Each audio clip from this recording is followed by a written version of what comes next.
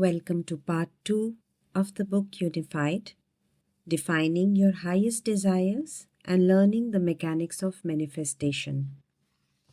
9th week practice, Claiming True Desires.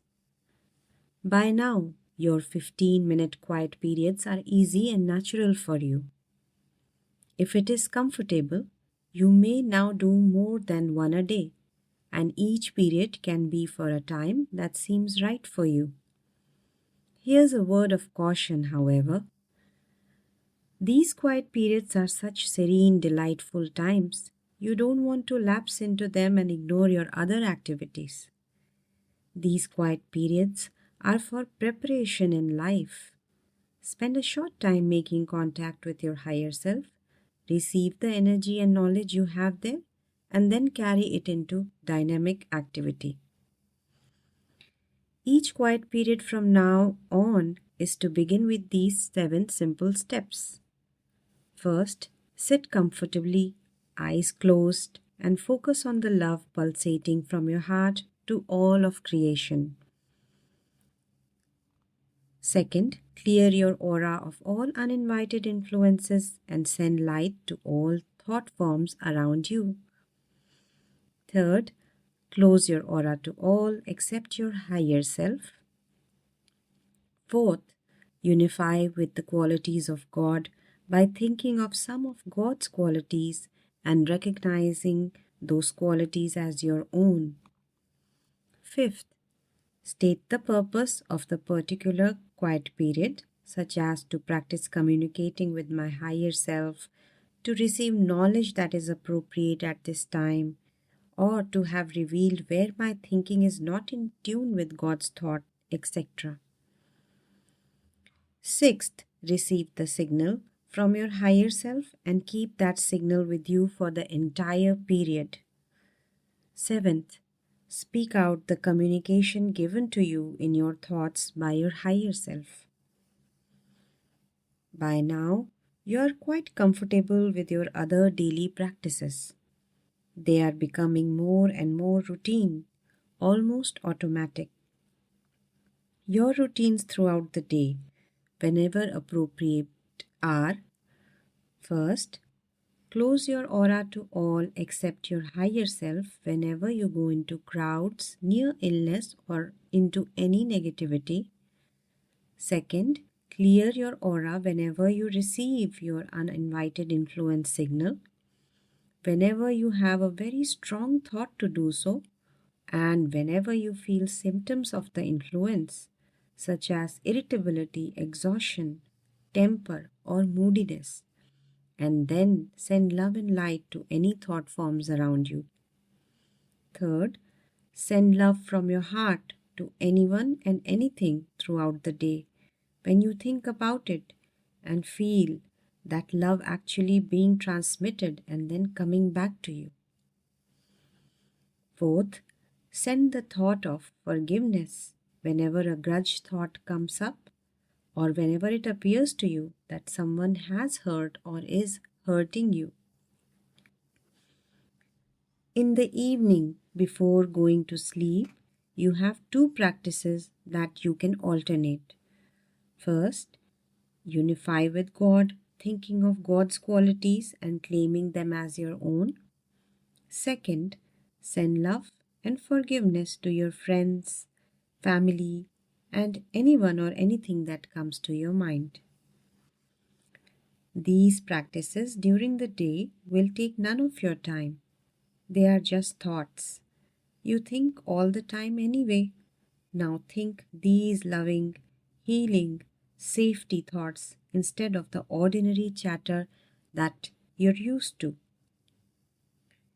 Before last week's review, you communicated with your higher self about the thoughts you have that are not in tune with God's thought. You started an inventory of those areas in your thinking that need correction. Soon you will begin a very sure, safe way to correct your thinking, conscious and subconscious. This week you are going to start another inventory. an inventory of your desires. What is it you want to experience? Whenever you had thought of your desires and needs, you viewed them largely from the vantage point of your lower self. You lacked the vision of your all knowing intelligence. Too often, your desires were dictated by your parents, your friends, or simply your desire to win someone else's love and respect. Today, spend your quiet period receiving communication from your higher self about what is it you want to claim in your life. After you have properly entered into the quiet period and received the signal from your higher self, say, "Please communicate to me my true desires." Have a piece of paper handy to write down your desires. Remember, you are of the same thought of God as everything else is. This means that everything in the cosmos is one with you. You are that. It is you. So everything is for your use and enjoyment. This is different from the man-made illusion called ownership. Don't confuse the two. Just remember that everything and everyone is for your enjoyment. You need only to claim it for your use with love, thankfulness, and forgiveness. You can't claim and get the use and enjoyment of anything that you claim exclusively for yourself or for any selfish motive. The small s selfish, of course, refers to the lower self. Your motives must be the big S selfish, the higher self. Fortunately, you need not labor over the distinctions. You simply need to ask your higher self for your true desires. These are desires in truth. These are desires that God would have you desire because they are in tune with God's thought that made creation.